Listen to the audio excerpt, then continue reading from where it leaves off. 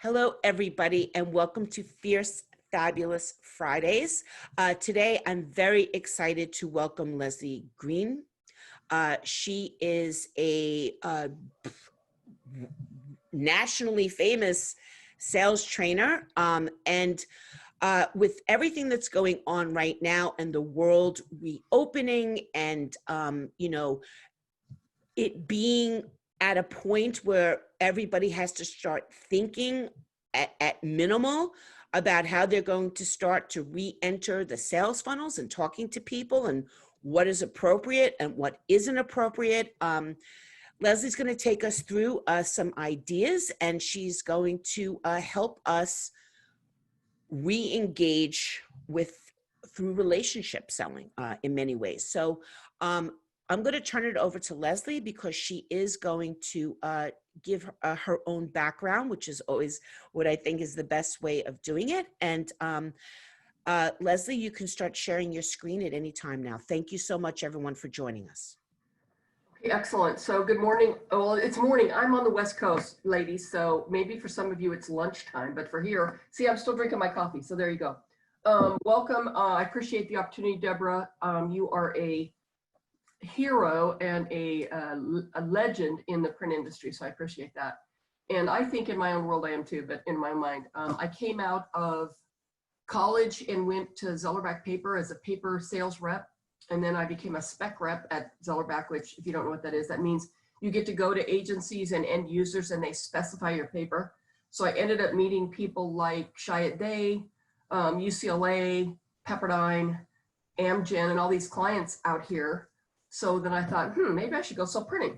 So I went to a half web house in Orange County, and then I ended up meeting a guy, a sales manager from George Rice, which if those of you are too young to know what that is, George Rice was one of the premier commercial printers in the country way back.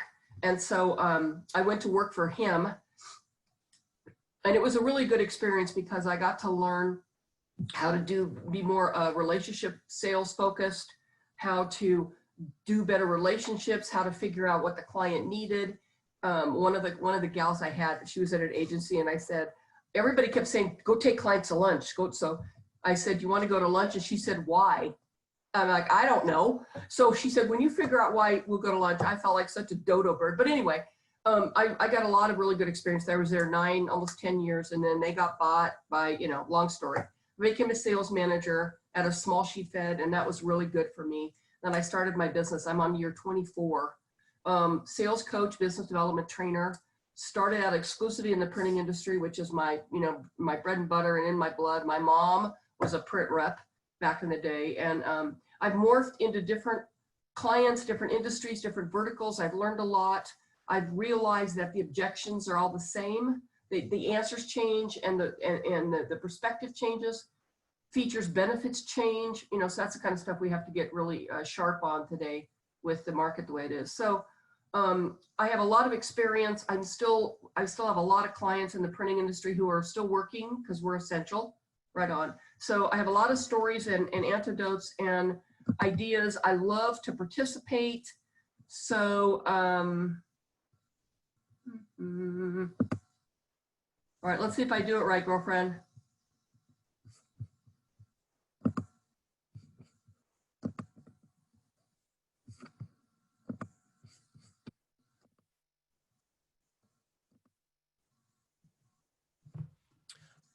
Perfect. Just go to full screen mode and we're all good.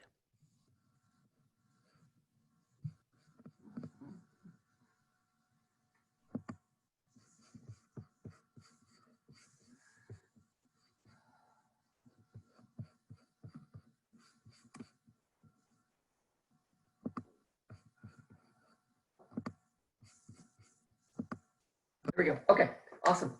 So today, it's not lost on me that we're all struggling with how am I doing? How are my clients? What am I supposed to do?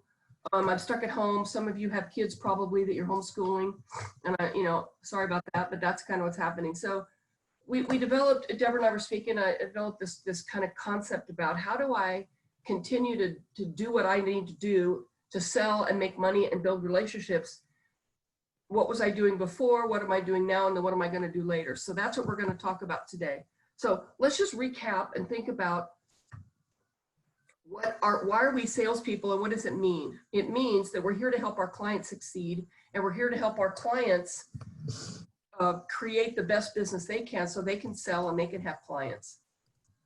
Our job is to help our clients sell more of their product to their clients.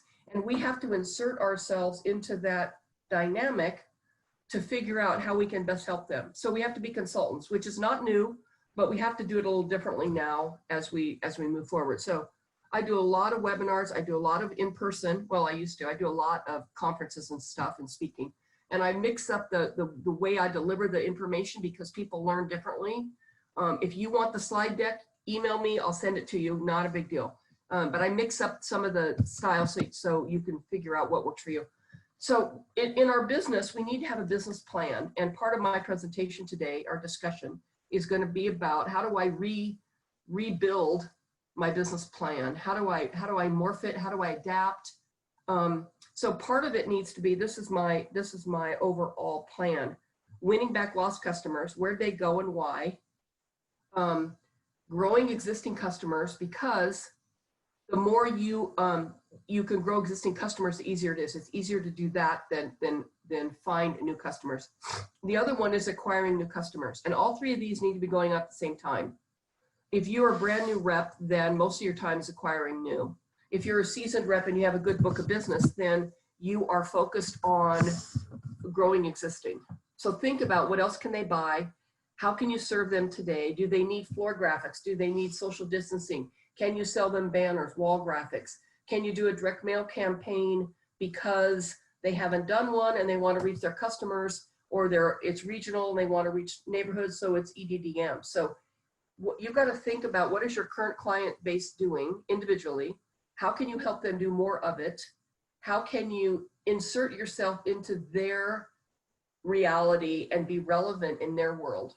See, it's not about us, it's about them. And it always has been, but it's more important than ever that we realize that. And then how do I acquire new customers? And that's super challenging right now. We'll talk about that.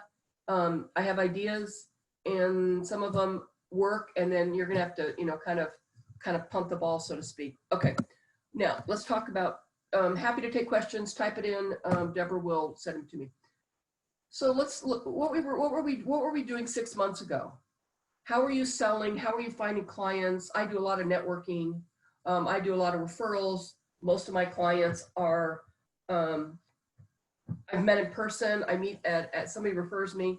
So that's something that's changed, right? If you're a good networker and you're doing the chamber, you were doing Rotary, you were doing a marketing group, some of those things have, are gone, right? So we got to do Zoom meetings. You have to figure out how to do a good Zoom meeting. And if you don't know how to do that, then let me know and we can do a little call. But you've got to be, I meet these people who backlight themselves instead of frontlight themselves. And anyway, you've got to be able to figure out how to get someone to get on a Zoom meeting with you, okay?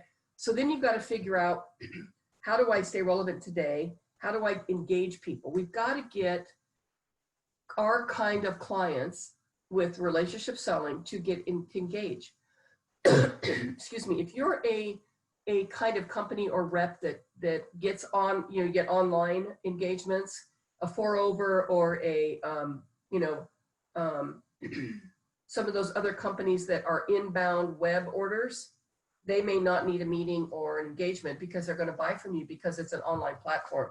If you're doing outbound sales, which is most of what I do is that kind of consulting, coaching, you got to figure out how do I do that now?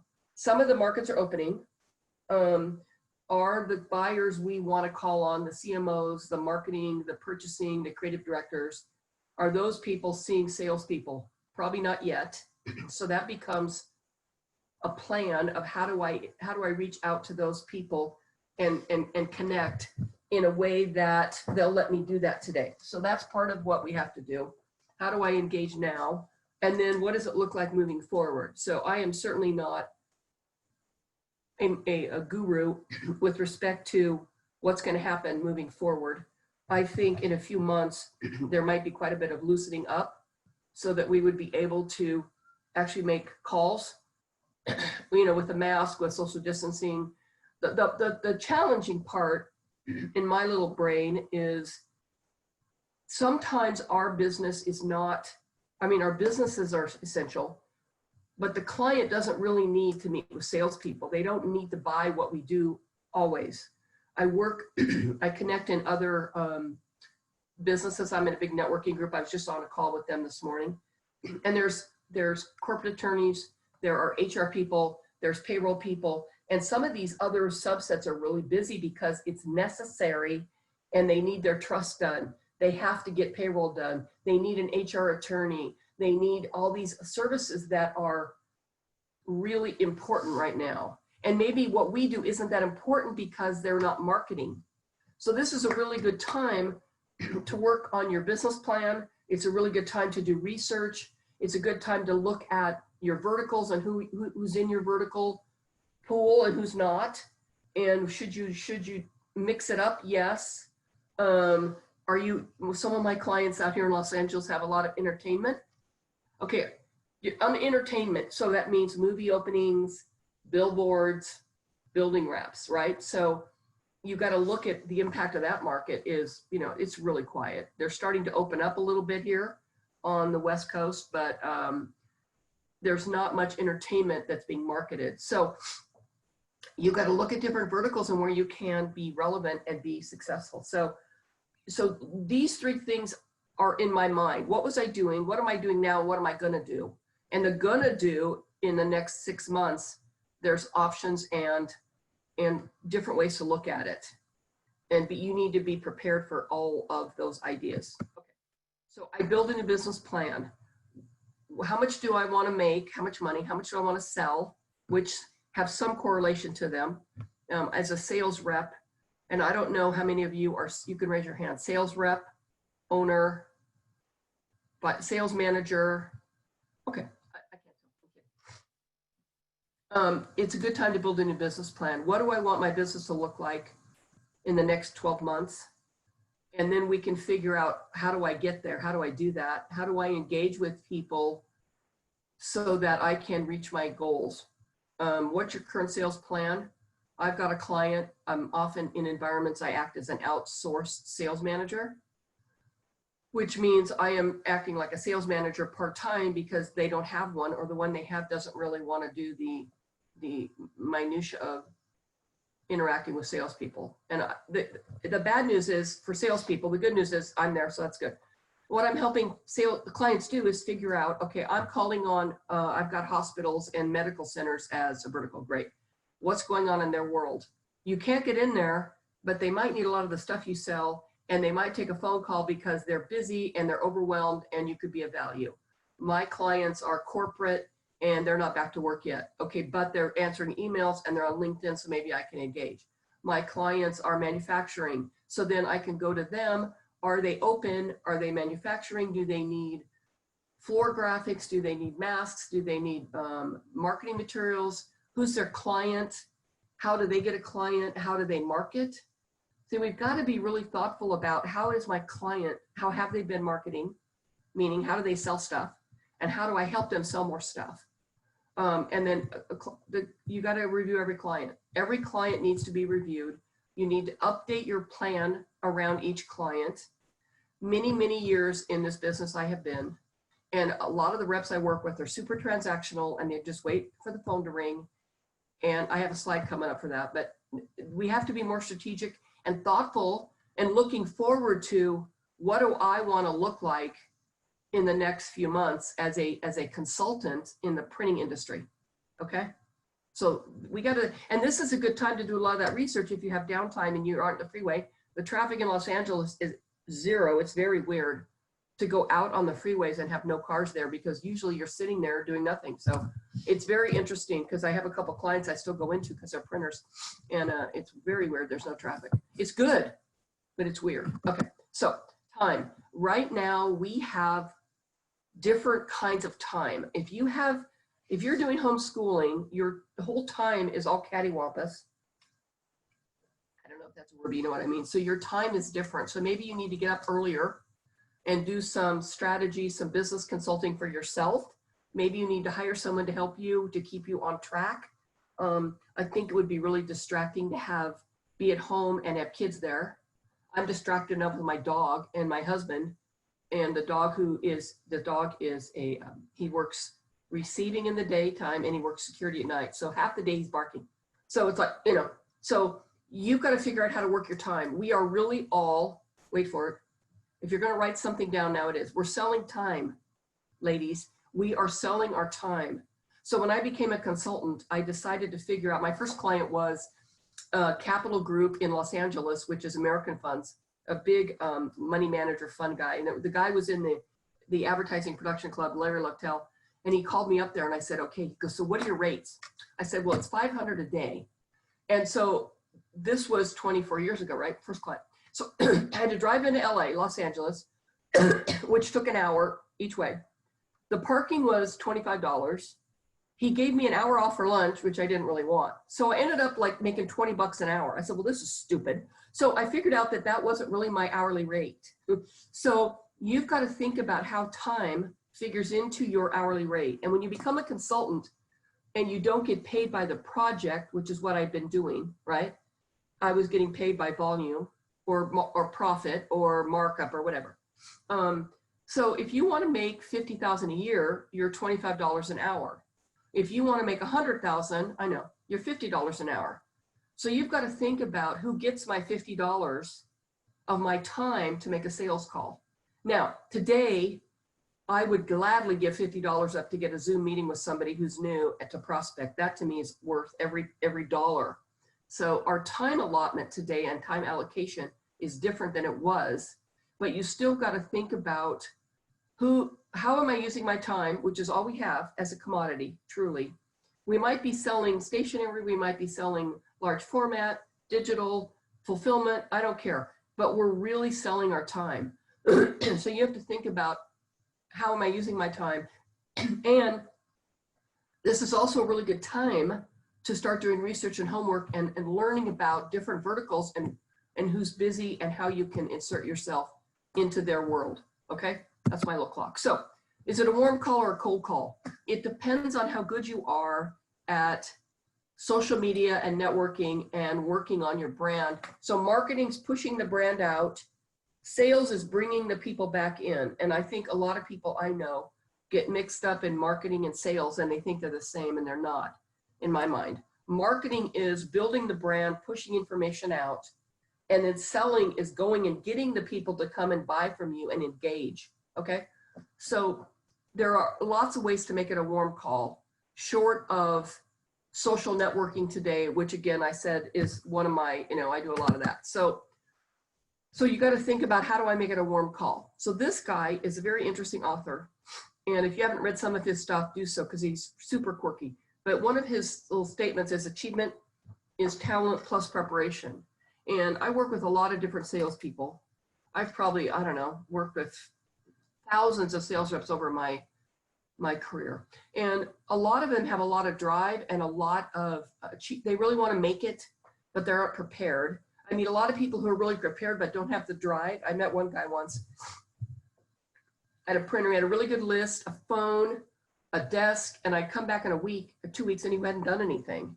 So I said to him, Jim, this is like being at the gym, GYM, and you're never on the treadmill. You have the outfit, you have the water, you got your headphones, but you're never on the treadmill. You have to do it.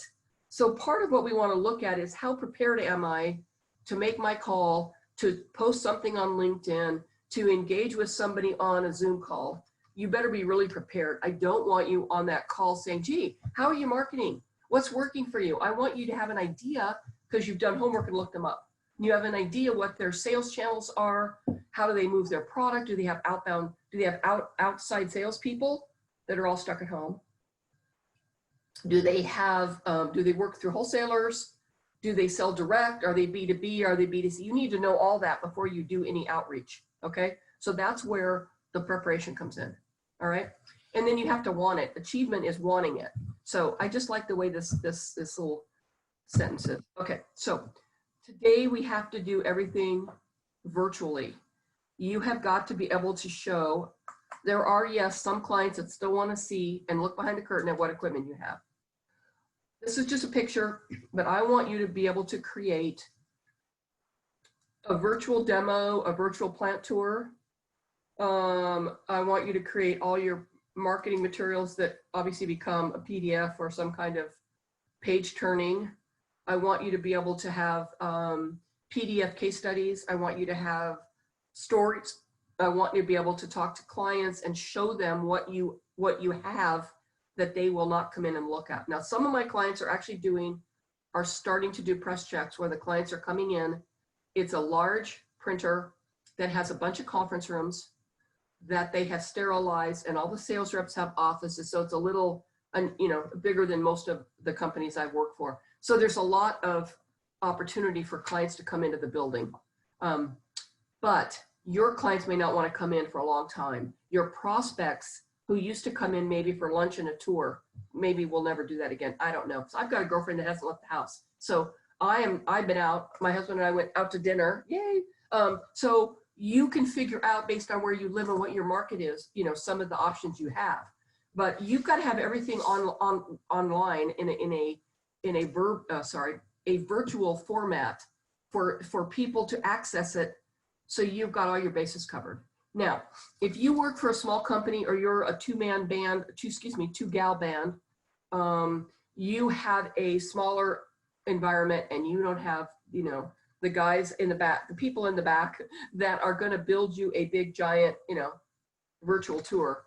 You get your little iPhone and your phone and you go out there and shoot a few people, do some photos, figure out some super goofy way to give a prospect a visual of what it's like to do work there.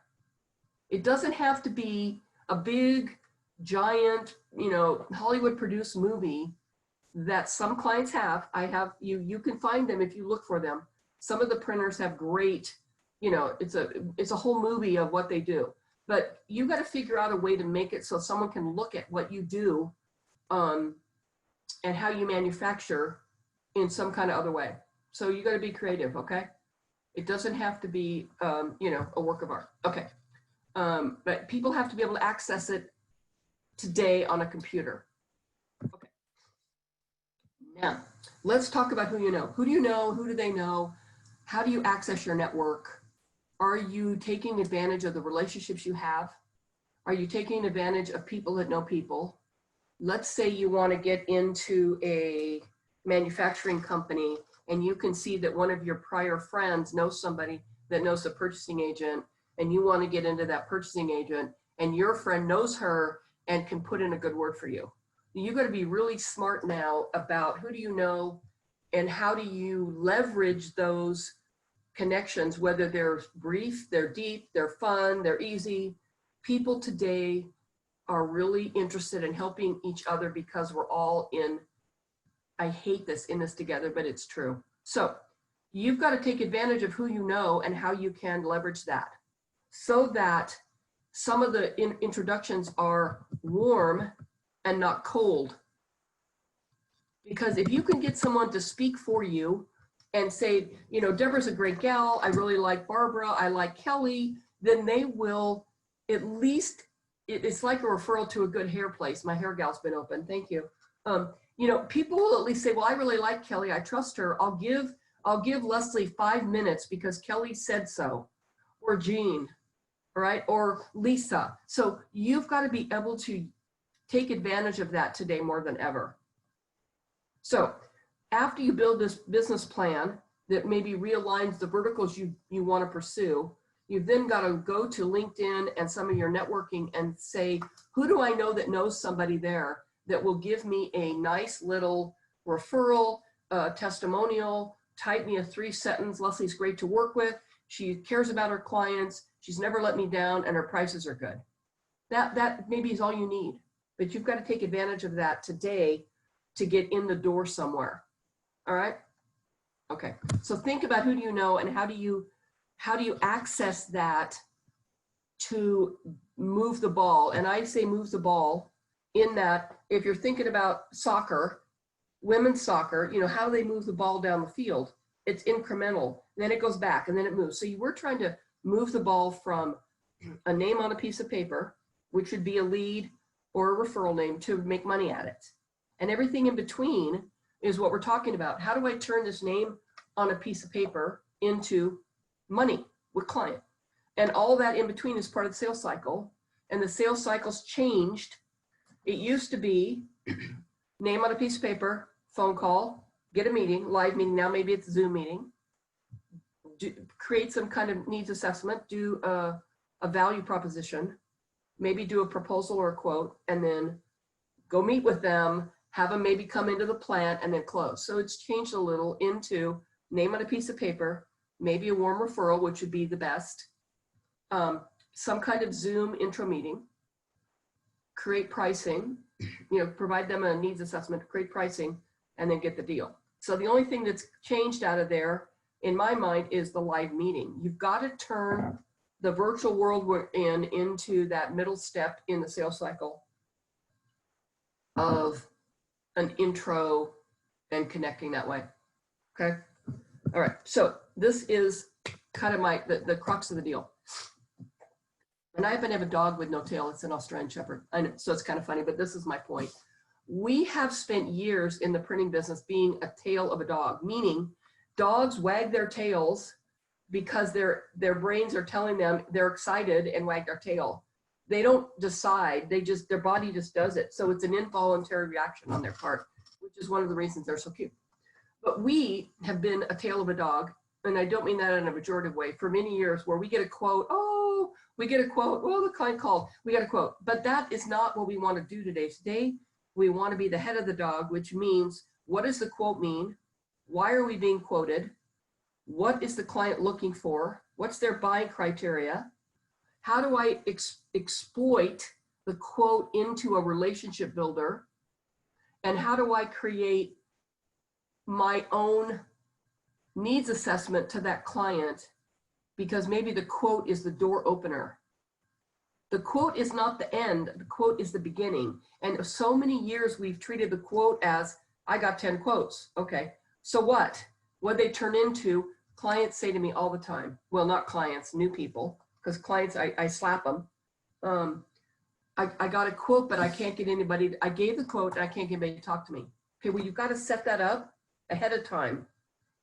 Thank you so much for the quote. I'm looking forward to providing you some really strategic pricing. Please tell me more about the project. What are your needs for the campaign that I'm quoting? I see that it's on 12 point. Would you willing to have me look at 10 point to save you money? I see that you're going to mail it out. What's your thought about postage and the different ways to mail? Do you know that if you print in color, the response rate's better? I see that you're doing a brochure. Who's your target market? What's your list look like? But you got to ask those up front so you can become the head of the dog and not the tail of the dog. The head of the dog means you're gathering information to be a strategic partner, not just a quoter. Estimators are the quoters. We are the head of the dog trying to figure out how to turn that quote into a consultation. So we can learn more about their business. How do I insert myself in their business? And how do I become a partner and not just a person that provides pricing? So that's what this means. The head of the dog is where the brains are. And I don't want to just be a tail wagger. And if you've gotten a quote and it's super buttoned up and you're the third gal quoting it, you know that. And why weren't you the first one that built the specs, that provided the sample? So be thoughtful about how do I turn this into a consultation instead of a quoter. Okay? All right. Okay. So let's think about social media. How are you using social media? People are responding to video posts, video, YouTube, little clips. It might be a good intro to introduce yourself and get someone to do LinkedIn and connect with you. You've got to think about what works for you. I am not on Facebook because it's not the way I connect with my clients. I do a lot of LinkedIn. I do a lot of videos. So you got to think about, I do have a Twitter account. You got to think about what works for you with social media. I was on the phone yesterday with the guy that actually works for LinkedIn because I'm working with a client to onload them upload them onto LinkedIn Navigator. And he said, LinkedIn activities like doubled in the last couple of months. He also said he's working from home in Chicago and he misses all the free food. I'm like, whatever. Anyway, because in LinkedIn, I guess they have an office, they get free food, but they told them they have to work from home until the end of the year, till next year. Anyway, so how are you using it? This is some info on LinkedIn Navigator. You do have to pay for it. It is a more efficient way to connect. I know you guys have had some LinkedIn presentations already, and I'm not a LinkedIn guru. I do recommend it. My perspective on that, he said there's 700, no, I can't be right. Millions and millions of people are on LinkedIn. He said 700 million, maybe that's right because it's worldwide, could be. 700 million, that's what he said, LinkedIn members on LinkedIn.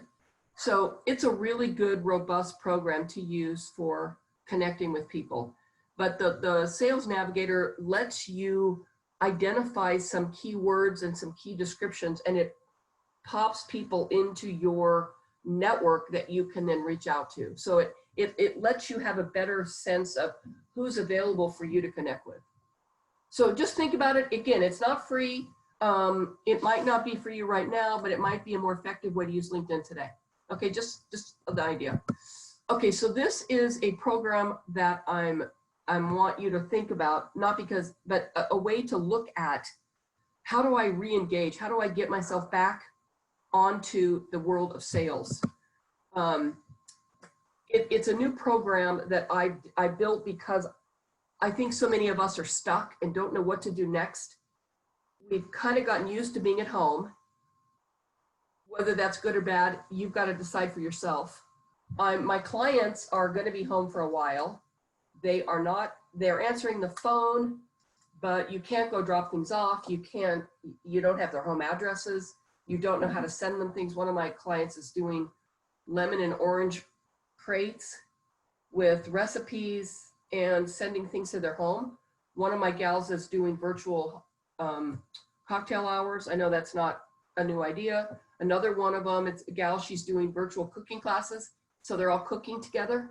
So think about new ways to engage, but it's hard to go from where we are to outbound sales because it's not going to happen. It's going to be a trickle thing, I think. And some people are going to be open to it. Some people aren't. And you've got to figure out, how my clients are changing. How are they changing how they sell? How are they changing how they manage their team? One of my clients works with a big hospital, and they actually are going to add a printed newsletter because they want to send it to all their employees' homes because they're disconnected and they don't get to have group meetings anymore. So you've got to be thinking about different ways you can help your clients with the market they're in the circumstances they're in. All right. How do you decide what prospects to pick? How do you decide how to engage? What verticals are you going to use to move forward? One of my clients, wait for it, he's in travel, specifically cruise lines. So they're doing some marketing now because they're trying to get long-time loyal clients to get back on a cruise ship. It's not going to be me, but it could be somebody who wants a half price. It'll take a cruise in December. So even though you don't think it's very, snappy, you got to think about what do your clients do? How do you help them get people on an airplane? How do you help them get people in a grocery store? The grocery stores are crazy busy. So I'd be calling on Kroger. I'd be calling on all those little, Trader Joe's. I'd be calling on all those grocery store corporate that are doing social distancing. They've got signage, they've got bags, they got all this other stuff. So think about those verticals and switch up who you think would be doing more marketing than others. I got a guy who's doing restaurant menus, 2 regionally, so it's EDDM, but his idea was that a lot of restaurants don't provide menus to customers. So they're mailing menus out, postage, printing.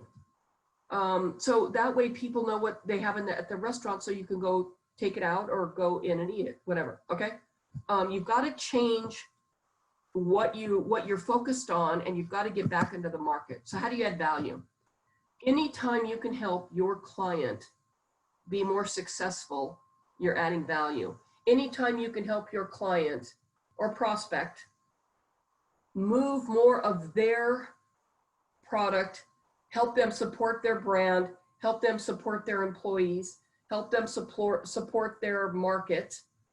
Packaging is big right now because people are buying things in packages and it renews. Packaging's been busy for years and it still is. So go find the cannabis people who are buying packaging. Go find cosmetics, go find food, go find some of the nutraceuticals and the new, those kind of things that come in a package, because they're going to sell them and buy more packages. And how do you help them? Can you print fewer of them so it's print on demand so they don't have to have so much money tied up? Can you offer free warehousing because you have warehouse space and it saves them money? Can you give them the first month free? What are you doing to help them with their top line and bottom line? What new verticals are you looking into? You've got to be smart and be reading the paper and reading online and watching the news to see what verticals are busy, because some of them are. And you've got to have new ways to engage. So that means warm LinkedIn. You've got to be able to provide value on LinkedIn so they'll engage and maybe do a 5-minute Zoom call or a phone call. So be thoughtful about how am I going to engage now that's going to carry me through, maybe stick. Maybe some of our buyers will never go back to meeting people in person. We don't know. You think of the advertising agencies.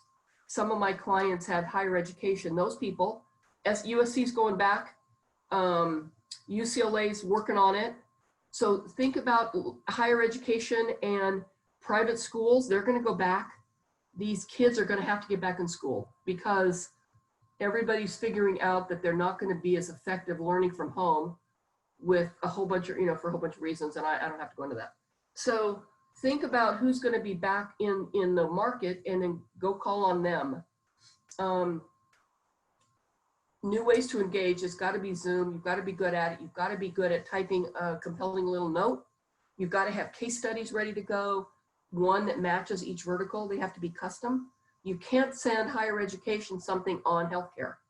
You can't send somebody automotive something on software. They've got to be, they've got to match the vertical you're working in. People want to hear about themselves. They want to talk about themselves. They want to hear about what's going on in their world. And you've got to be able to have all those resources. I did a lot of work with Fast Signs. They have the most robust case study library I've ever seen. They have every vertical. They have every piece of equipment. They have every market. You don't need that. You need one in every one though. You need one in every vertical you're in that makes sense and is relevant to the prospect or client you're calling on. If you're trying to upsell an existing client, then it has to be healthcare direct mail. And if you're trying to upsell manufacturing, it's got to be manufacturing related. Okay, they've got to match because they're not going to make sense. The features and benefits have to match. Features are a thing. The benefit is what you get from the thing, what you derive from it. So you have to be able to match them up, okay? Or they're not going to read it because it's not going to be relevant. Why are you sending me something on automotive when I'm in healthcare? Why are you sending me automotive when I'm in cosmetics? Okay? So you've got to make it relevant. And that's why you need a lot so that you have, and I would suggest with the time we have right now, if you have some, start building these case studies. Get a story on every vertical you or your company works on. And I had a client a couple of years ago. She goes, well, it's not my client. I don't want to lie. And this is my thought. You do what you want. If my company has a client, and let's say their vertical is manufacturing or a dental concept or retail, big in retail right now because they're coming back. And you say, we have this client we work with in retail. That to me is not lying. We're talking about the collective we as a team, and I'm using that case study as talking point. I don't think it has to be your client. It can be our client, okay? But the team, you each individually need to build them and the team needs to build them. So you have one for every occasion, every selling occasion, okay? All right. So this guy For those of you that weren't alive, but you heard about it, this is the coach that was the Olympic coach for the hockey team in the 1980 Olympics. And he had college athletes, because then they weren't allowed to have pros. So it was college athletes. And he determined, this Herb Brooks person determined that the athletes weren't as well conditioned as the Russians. So he made them swim those things called burpees, I think, where you go back and forth, so they would be more conditioned. And he's in the movie with Kurt Russell, but he's interviewed at the end of the movie. And he says that these kids gave me their best and had no idea the outcome or result. And that to me is the perfect metaphor for sales. We have to push it out there, put it out there, mix up our message, mix up our verticals, keep our attitude good most of the time, even though sometimes it's hard. And we don't know the outcome. If we knew the outcome, it wouldn't be sales. So, you know, when you look at accountants, and we all have an accountant, they put in data and they get a number. They put in data and they get a tax return. They put in data and a calculation and outspits a number. That's a specific number that's correct, hopefully, right? In our world, we're putting in a bunch of data and information and personality and thought leadership and ideas and marketing, and we have no idea what we're going to get at the end of it. So it is some of it's a crapshoot, but it's back to that achievement plus preparation. We've got to put it out there, and we don't know who we're going to close. We don't know who's going to bite.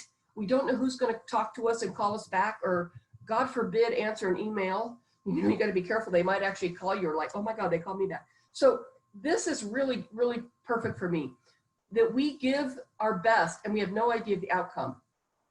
And if I had a better way to guarantee you a result, it wouldn't be sales. It'd be, again, accounting or engineering, where you build a house and you know what the plans look like. We have to build our own plan. We have to create our own inertia, and we have to deliver and execute. And one of the things I like to put in my head is, when we went to high school and college, they told us, if you take these courses in this order, you'll get a diploma. If you don't, you won't. If you take these classes in this order, excuse me, you will graduate. And they give you the plan based on the goal. We have to build all that ourselves. You have to build a plan. You have to execute. You have to tweak the plan. You got to execute. You don't know what's happening. It's kind of like that game Candyland. You go over here, then you go over here, you go over here, and you don't really know. So we have to give it our best over and over again, not knowing who's going to become a client. You cannot get on a Zoom call and say, that's my next client. It doesn't work like that. It works with a whole bunch of trial and error, and some come through and want to engage because they see value in what you do and how you present. And the ones you think you're doing a great job with never call you back. And you're like, oh my God, I had that teed up, they were going to buy from me. So the industry average has been, in the old days, about 30% quote ratio capture. So you do, you know, it's like a baseball player. A third of the time you get a hit. So that's probably worse now because there are fewer estimates. But even if, let's say it's 2 out of 10, but you don't know which 2 out of the 10 are going to buy. So you've got to do a lot of activity to net the revenue to make the income you want. And I'm hoping today that you continue to be focused on, how do I move my own journey so that I can have the best outcome? Okay. So let's look at this little guy. So if what you're doing isn't working, change up what you're, this is a fish, he's super cute. But it is, we're casting hooks in the water and asking people to bite. And if they're not biting, you have to look at what you're putting on the hook. The hook is a marketing message. What is my hook? I add value. It's not that you're cheap and we have good CSRs. Nobody cares. Everybody has that. And I have a really good team. Who says they don't have a good team? Hello, ladies. So what else? What are you bringing? It's got to be about the client, not about your shop or printing plant. It's got to be about their business and how you add value to their business. So if they're not biting on your hooks that you're putting in the water, then you got to switch up your bait. So an outbound letter, it's an email, it's a LinkedIn, it's a phone call. It's an email follow-up, it's a LinkedIn follow-up. You mix up that and see if anybody bites on anything. Maybe you try Sales Navigator for a month and see what you get. Maybe you switch up a video from a story. Give people a white paper on what's going on in their industry. What's going on with the price of oil. I've got a client that's a tenant lease guy, and he's helping people figure out how to get rebates from the government on their rent. He's not charging for it, but you don't think all his clients are going to engage with him? Because he's helping them get money back from the government. It's about them, not him. So that's what you have to do, is change your bait, okay? And then this is my other little guy in here. This means you have to do something. It's great we're on this webinar today, Zoom, whatever it is. You have to figure out, what am I going to do Monday? What does my Friday afternoon look like? What does my Monday look like? What am I going to do to move my business, move the ball down the soccer field and kick it into the goalpost? What am I going to do to improve my business and get the revenue I want and keep engaged and get engaged with new people? So you have to do stuff. You have to do something. So you got to figure out, what are you going to do? Okay. I am good, Miss Deborah. Do you have any questions for me? Hello there. First of all, thank you so much. Everyone maybe can take a screenshot of Leslie's email if they're interested in getting the slide deck or anything like that. Certainly connect with her on LinkedIn, but maybe you could stop sharing your screen now. We can open up for discussion. As people are formulating their thoughts. Hi, everybody. I did want to make a few comments about some of the stuff that you said. First of all, starting with talent plus preparation. I love that. I think it's really important.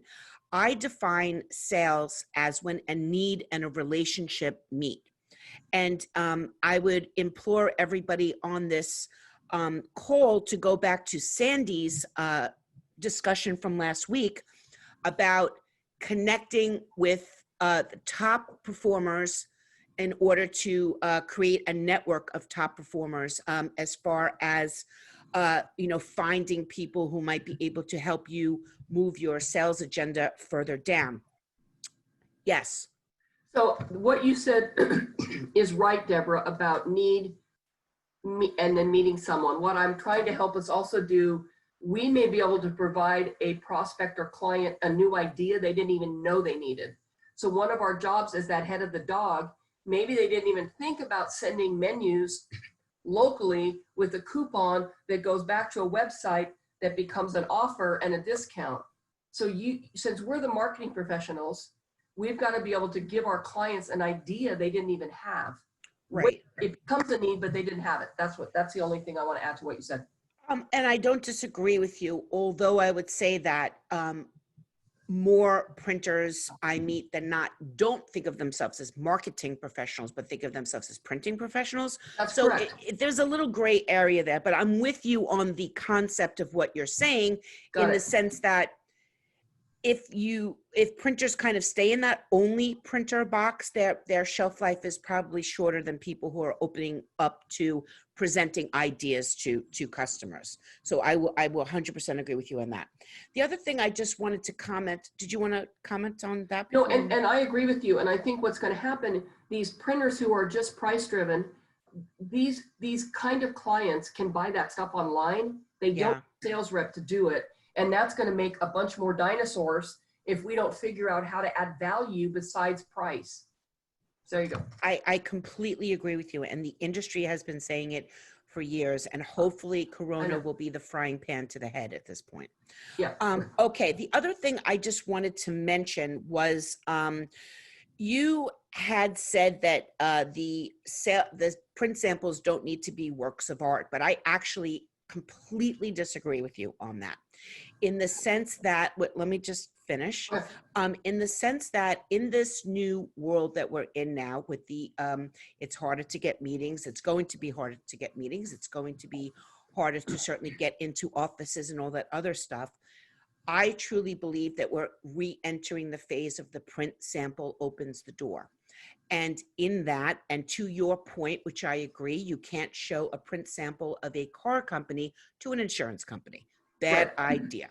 Show them their stuff. But I loved combining your idea of the videos, which I think is so important, with tying it into the print samples. Yeah. If you're a restaurant, click here and see all of our video print samples of everything you can have in this vertical, and so on and so forth. Even with transactional type documents, which people think aren't designed, there is a whole digital design strategy around transactional statements that most people, unless you've ever sat in any of those crazy conferences, don't even realize that there's a reason why there's a logo 3 inches down in the middle of the thing, and why the box about your meter reading is to where it is on the page and what color it is. So all of those are design considerations. And but I love the idea of a video print sample kit at this point. And if people are looking for tips on how to create good print samples, Pat McGrew, girl number one, Girly Award winner number one, hosts Print Sample TV on Inkish TV. She's got 50 episodes up about how to create print samples that help you sell. Combining that with the fantastic idea, which I'm completely stealing now, Leslie, to move forward, a video sample kit, I think, is an amazing idea. Yeah, that's all the comments I had on your presentation. Yes, and then we'll open up to anybody else. I agree with what you said. What I was referring to was, if you wanted, and I work with some companies that have creative directors and they've got video and everything, and they've got really robust online video tours of their plant. So I was suggesting, if you don't have those resources, figure out a way to make a video that isn't necessarily a work of art. If the client wants to see. Oh, I'm sorry. That's what I was talking about. But okay, I like the print thing too. That's great. Yep. The other thing I would say in this collection of your virtual print sample kit, which again, I'm going to just keep saying it and keep saying it and keep saying it, maybe by osmosis, everyone out there's like, oh, that's a good idea. That's a good one. Yeah. The YouTube, as you mentioned, you know, the value of videos is ridiculously high. YouTube is the third largest search engine in the world, and searches prior to Corona, I can only give you a pre-Corona stat, but prior to Corona, searches for how-to videos were growing 70% year over year. This is a great time in your video sample kit to also have, how do I add a varnish to my file? How do I create something that the post office will accept through automation? How do I create an estimate that can be easily and quickly calculated for a price? Anything that helps a printer get a customer further down the sales funnel, in my mind, is great content for a how-to video. Yes, everybody, please, this is open discussion time. Please feel free to turn on your cameras and open up your microphones, as Kelly said. And anybody have anything to say? I was just going to say, I wonder if there's even, because I love the sample idea, but I was thinking, Deb, about the call you were on yesterday where they did a quote unquote virtual wine tasting, but they sent you the package ahead of time. Yeah. Imagine, Leslie, if we could get some cool samples together and then make the arrangement to send them to the person, and then say, now let's jump on a Zoom call together and we can go over them. Yeah, and we can look through it together. I love, that's great. Send them a pizza, send them, I agree with you. I just want to say that if it's buyers at an advertising agency or a corporation, you have to be very careful about sending gifts. You're not allowed to send gifts. So, and there's a dollar amount if you're going to send a Starbucks card or anything like that. So, although I think it's a great idea, just be very careful, because you'll cancel yourself out of ever doing business with a corporation like that if they feel you're trying to buy their business. Well, and I like what you said, Kelly, because what we could do is send that kit and do a virtual appointment to review the samples. You can send stuff if you want, but what you said, Kelly, was great, because then you could say, let me send you a packet. Can I have 15 minutes next Tuesday on a Zoom call, and I'll go over, because our clients still like to touch and feel stuff, believe it or not, and so do the millennials. So let me send you 3 or 4 pieces with a swatch book, and we'll talk about your options in paper and ink. And I think that's a great idea, because that creates synergy with their project and you get to create a Zoom call out of it. It's like a meeting. It's just a virtual meeting. I love that. And there's actually other people on this call who don't sell print, but might sell other things. I think they know who they are. Like who what? This just other stuff. Okay. This is actually a great idea too. A little virtual video tour of the product line. Just saying. It is. It is. And if you can, the key there is if you can get their home address. Not everybody will give it to you, but if they aren't going to, they may not give you their home address, but that's what you want, so that you can send it to them and then do that. I love that. That's a great idea. Love it. Kelly, you had something else to add before I interrupted you? No. I just wanted to say how right Leslie is about the video thing. And I, after having done this for several years, I finally turned my iPhone on myself, Leslie, and started shooting very short videos, literally just sitting at my desk. And now I upload them to YouTube every week. And it really is like, after I started doing it, I was like, why have I not been doing this for 5 years? This is so easy. Yeah. And you're right. It doesn't have to be a work of art. It's literally just my mug, and it's, and so I just do encourage people. You do have stuff to say. You do have stuff that your clients need to hear, whether you're in sales or whether you are a press person or whatever your role is at the organization, you do have interesting things. And to Leslie's point, what do your customers need to hear? When you all sit around going, oh man, I wish the customers knew this, whether it's building correct files or, different things like that. Like it's not as hard as you think it is. Might I also suggest that something print customers need to hear is, we're going to be here, and here is what we're doing to ensure our business is still going to be around, and here's who's working here, and here's what we're doing to ensure that you get everything you need when you need. I think there's going to be a lot.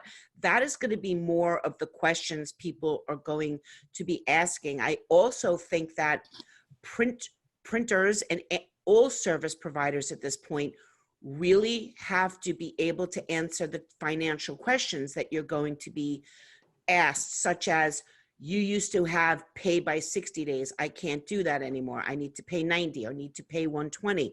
And you need to figure out if that's something your business can even handle, which, by the way, my suggestion would be, don't give anybody credit these days. Nobody, not a brand, not a person off the street. The brands are shutting down. Look at I did a presentation. Business Insider said 12,000 retail locations will be closed by the end of the year. JCPenney's, Macy's, Pier 1 Imports, like those people print, and their printers just take the orders and figure eventually they're going to get paid. But, with people declaring bankruptcy, I'm just saying it's a conversation that's going to come up. And there shouldn't be I need to get back to you on that. You should already have it worked out for that client what the answer is.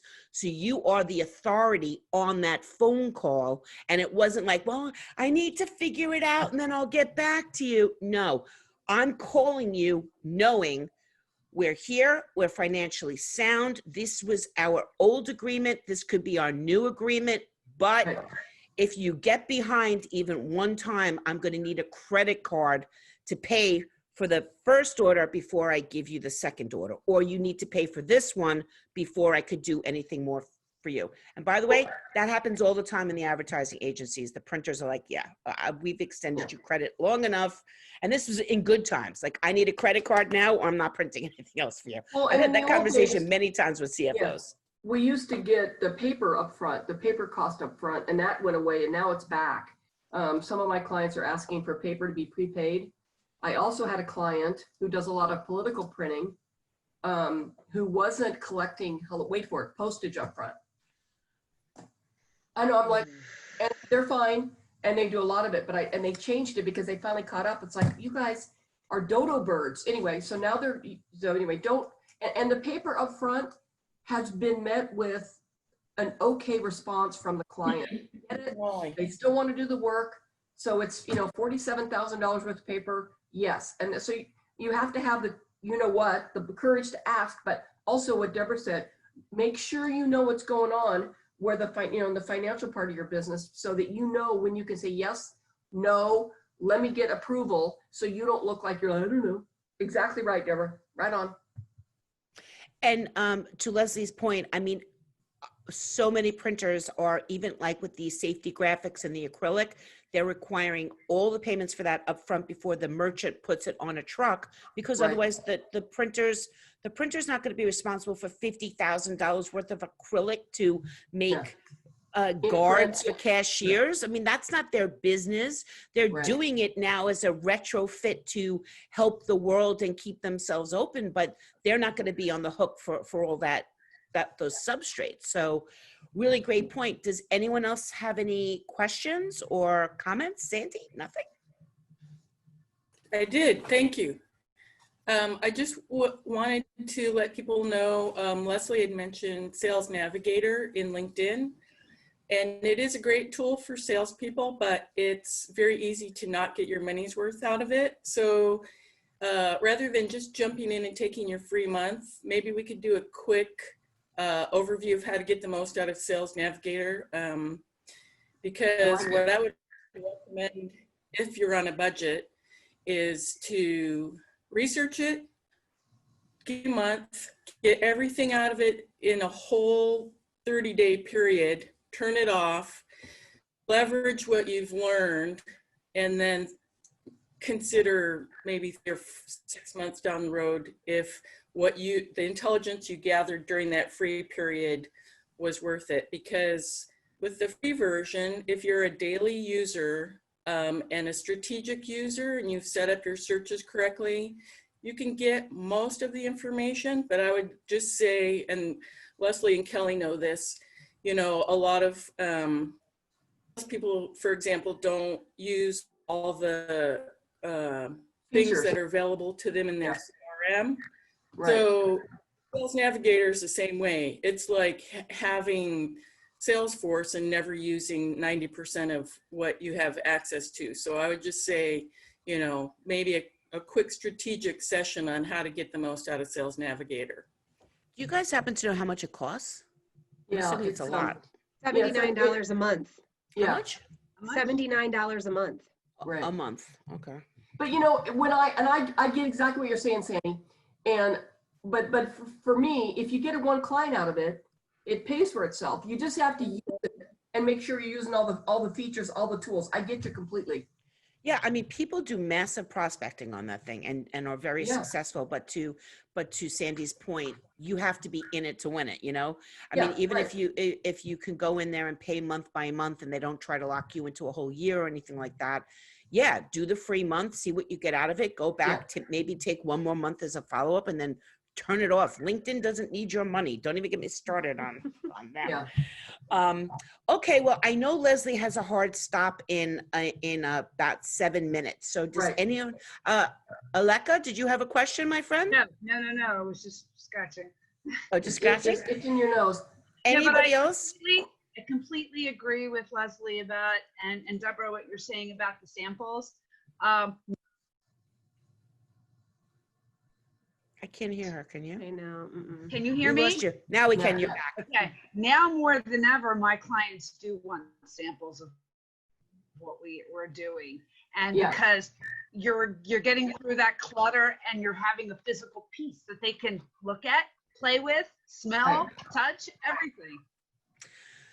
Yeah, which is interesting because we're in a non-touch, non-smell, non-do anything world, currently.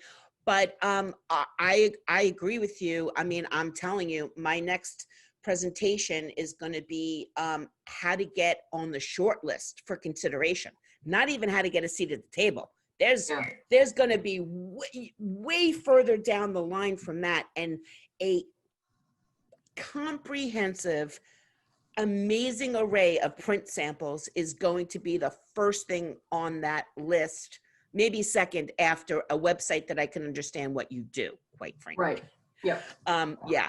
So, okay. I want to thank everybody so much for joining us. Next week is Women in the Workplace with Karis Kopp. This is going to be an open discussion the whole time. It's going to be a very poignant discussion, and it's not going to be the same old, how do we attract women to the industry types of questions, but more along the lines of what has COVID done to our forward progress in the workplace. You know, are women being relegated now to stay at home with kids, and the men are going to work? And how are things being shifted in the house as far as who gets the good computer and who gets the quiet time on Zoom? Aleka, did you have a comment? Can we use that forum to address, remember, I think you and I were talking through email about, was it Sandy's presentation about her last statement about if your best clients were to pick something about you that you would change?